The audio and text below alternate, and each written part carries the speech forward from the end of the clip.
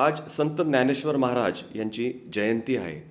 संत ज्ञानेश्वर महाराज हे महाराष्ट्रातील वारकरी संप्रदायातील श्रेष्ठ संत, तत्वतज्ञ, कवी आणि समाजसुधारक होते. ज्ञानेश्वरांनी अवघ्या 16व्या वर्षी भगवद्गीतेवर भाष्य म्हणजेच ज्ञानेश्वरी हा ग्रंथ रचला.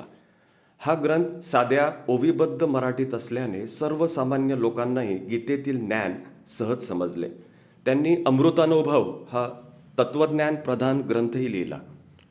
ज्ञानेश्वरांच्या जीवनातील सर्वात वैशिष्ट्यपूर्ण गोष्ट म्हणजे त्यांचे भक्ती आणि समाजकार्याचे संगोपन.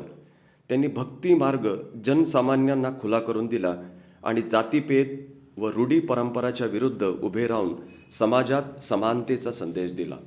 ते आपल्या भावंडासह सोपानदेव, निवृत्तीनाथ आणि मुक्ताई वारकरी परंपरेचा प्रसार करत पंढरपूरच्या विठ्ठल भक्तीत जीवन व्यतीत केले.